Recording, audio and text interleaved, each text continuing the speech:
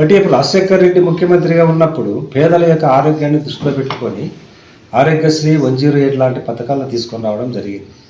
ఈ ఆరోగ్యశ్రీ కానీ 108 అనేటువంటి ఈ రెండు కూడా పేదవానికి అమృత, ఇది సంజీవనితో సమానం, ఆరోగ్య సంజీవనితో సమానం. ఈరోజేమో ప్రభుత్వ వైద్య కేంద్రాలను కనుక మనం పరిశీలిస్తే సరైనటువంటి వసతులు లేవు, సరైనటువంటి సిబ్బంది ఉండరు.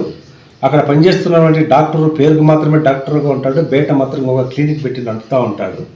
అక్కడ ఉంటే నర్సులు పట్టించుకోరు.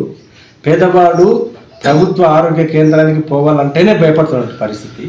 అదేదో ఆరోగ్య ఉపశమనం కోసం ఆరోగ్యశ్రీని ప్రవేశపెడితే ఈ ఆరోగ్యశ్రీని కూడా బంద్ చేయడం ఏమిటనేది సిపిఐ లిబరేషన్ ప్రశ్నిస్తూ ఉంది.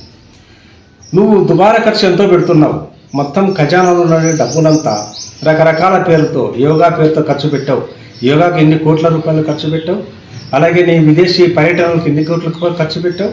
అంతెందుకు ఈరోజు జరిగినటువంటి శ్రీరాముని సీత యొక్క పెళ్లికి ఎన్ని కోట్లు ఖర్చు పెట్టావు. ఇవన్నీ కోట్లన్నీ ఖర్చు పెట్టుకుంటూ పోవడానికి నీ ఖజానాలో డబ్బు ఉంది. ఇక్కడ పేదవానికి ఉపయోగపడేటువంటి ఆరోగ్యశ్రీ అనే దానికి డబ్బు లేకపోతే ఎట్లా? ఇప్పుడు నువ్వు ముఖ్యమంత్రి అయితే 3వ సంవత్సరం గడుస్తుంది. ఈ 3 సంవత్సరాల కాలంలో 3 సార్లు నువ్వు ఆరోగ్య సేవలు బంద్ చేశావు. ఇది 3వసారి బంద్ చేశావు. గతంలో ఒకసారి చర్చలు చెప్పి 2,000 కోట్లు, 2,500 కోట్లు, 250 కోట్లేమో వాళ్ళకి ఇచ్చేసి కొంత సాల్వ్ తీసుకొని మనం నడుపుతున్నాం. అర్ధాంతరంగా ఉన్నట్టుండి మళ్ళీ నువ్వు ఆ సేవలను బంద్ చేయడం వల్ల ఈరోజు వాళ్ళందరూ రోడ్డుకి ఎక్కుతున్నారు.